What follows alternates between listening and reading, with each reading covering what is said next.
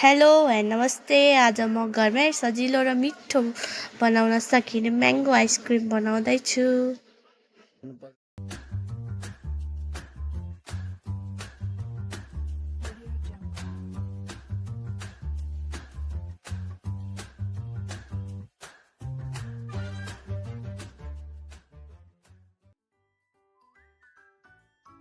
सुरुमा मैले एउटा आँप लिएको छु, त्यसलाई म ग्राइन्ड गर्दैछु।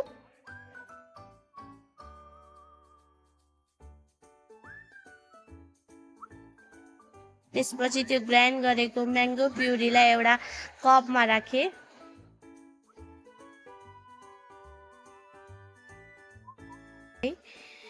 एक कप म्याङ्गो प्युरी, आधा कप चिनी, एक कप दुध, 1 टेबलस्पुन कर्नफ्लोर। अनि हामीलाई व्हिप क्रिम चाहिन्छ। यो हजुरहरूले भातबटिनीमा सजिलै पाउन सक्नुहुन्छ।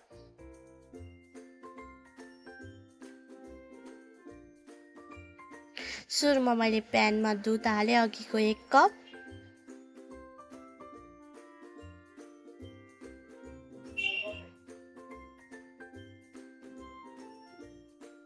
वन टेबलस्पुन कर्नफ्लोरमा मैले अलिकति दुध लिएर त्यसलाई मेल्ट गरेँ। यो आइसक्रिममा हाल्नलाई यो ठिक हुन्छ, त्यही भएर।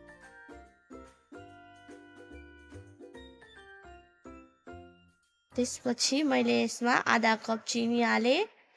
यसलाई राम्रोसँग चलाएर यसलाई बाक्लो हुनेसम्म चलाउँदै जानुस्। यसको मात्रा घट्नु पर्यो।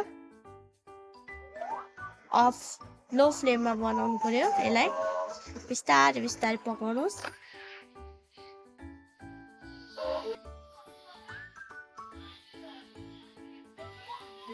हेर्नुस् त यसको मात्रा कम भइसक्यो। अब यतिको भएपछि मैले यसलाई राखेँ। त्यसपछि व्हिप क्रिम लिएर त्यसलाई एउटा भाँडामा राखेँ। अब यसलाई ब्लेन्ड गर्नुस्। जबसम्म यो क्रिमी फर्ममा आउँदैन तबसम्म ब्लेन्ड गर्नुस्। के हुँदैन?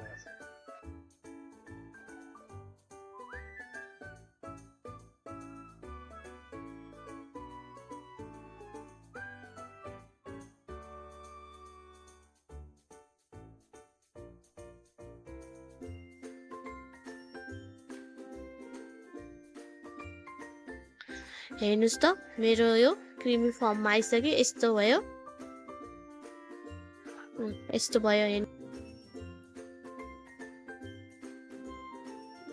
अब यसमा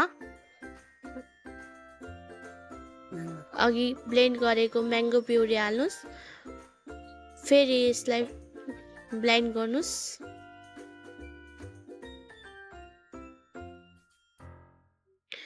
यसको कलर आफै चेन्ज हुन्छ, हेर्नुस्।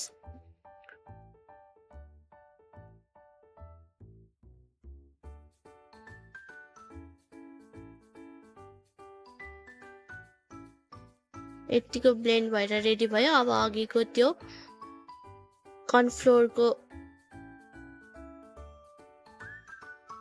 र दुध र चिनीको यो मिक्सरलाई नै यसैमा हाल्नुस्।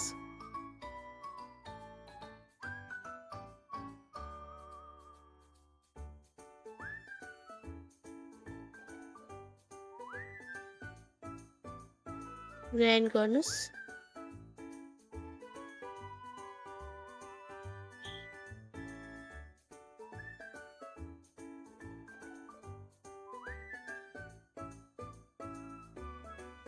यसरी ग्राइन्ड गरेपछि हाम्रो म्याङ्गो आइसक्रिमको रेडी भयो।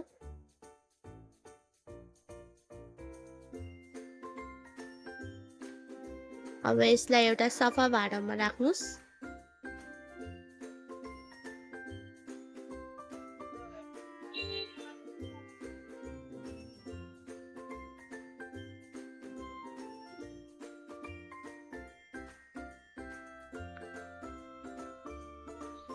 यसलाई छोपेर राख्नुपर्छ। यसरी खुल्ला राख्नु हुँदैन। यसरी खुल्ला राख्दा माथि आइस जम्छ। त्यसैले यसलाई मजाले ढक्कन टाइट गरेर फ्रिजमा राखिदिनुस् 1 रात। त्यसपछि हाम्रो च्यानललाई लाइक, सब्सक्राइब कमेन्ट गरिदिनु होला। धन्यवाद।